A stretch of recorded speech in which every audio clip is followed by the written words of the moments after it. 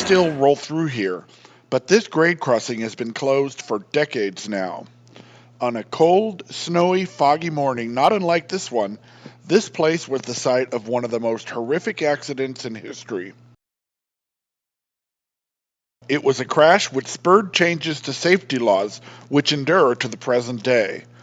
But what happened here is now largely unknown. The morning of December 1st, 1938 was a snowy one. It was Thursday, and news accounts from the day indicate that this was the first blizzard of the season. On this country road south of Salt Lake City, 29-year-old Farold Silcox guided his school bus filled with 38 students toward Jordan High School in Sandy. He went by Slim, and Slim had been driving this route through the southwest part of the valley for 3 years. He knew the route, he knew the names of all the kids on the bus, and he knew the train schedules too. He knew that there was never a train at this time of day. What he didn't know, however, what he couldn't have known, was that on that day, the Flying Ute was running behind, about an hour late, delayed by the snowstorm, and that train was roaring up the tracks to make some time. The area at the time was incredibly rural, much in contrast to what we see today, with the large office buildings and hotels.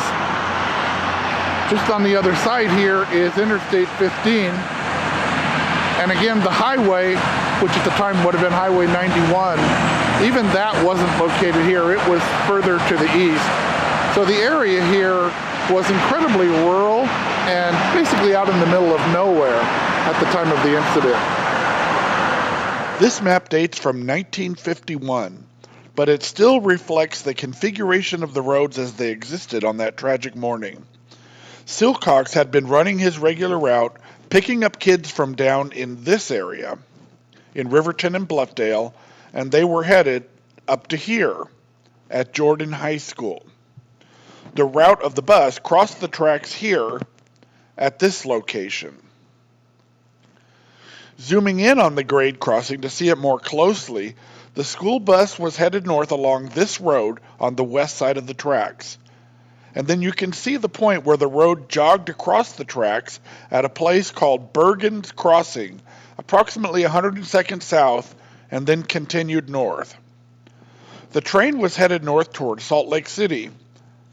At that time, these tracks were the main line for the Denver and Rio Grande Western Railroad.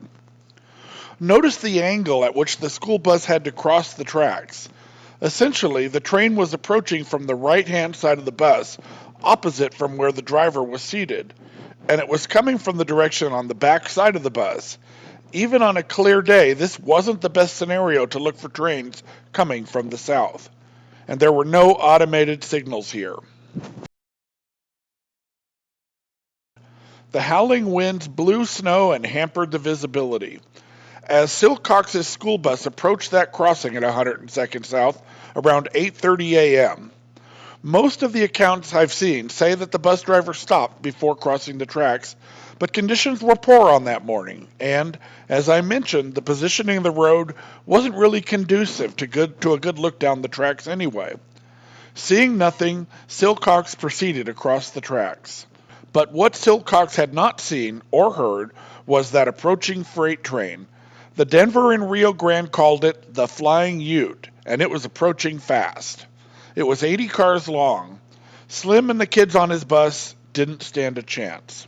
It was a snowy morning, not unlike the weather today, although by all accounts, the snow was harder and the visibility was much lower than it is today. The school bus was headed toward Jordan High School and would have been crossing these tracks at this location in a direction moving toward the camera. When the school bus on the tracks came into his view, the engineer on the train slammed onto his brakes. But of course, freight trains don't stop on a dime. The Flying Ute slammed directly into that school bus, and it dragged the mangled wreckage a half a mile up the tracks before finally coming to a stop. Slim Silcox lost his life in that crash, as did 23 of the children on that bus. Many of the others who survived suffered debilitating injuries.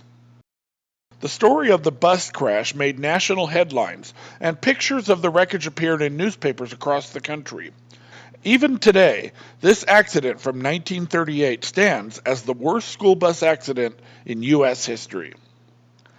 In the aftermath of this tragedy, new protocols were introduced which required bus drivers not just to stop at railroad crossings, but also to open the door to look and listen for oncoming trains. It was enacted as a federal law. Every bus in the United States is required to do this at every level crossing. In addition, efforts were stepped up to add lights and gates to crossings nationwide. Today, crossing the tracks at this deadly site is no longer permitted. Trains operated by the Union Pacific, Amtrak, and UTA's Frontrunner continue to keep these tracks busy, but this road, 102nd South, has been barricaded to prevent access to the former grade crossing.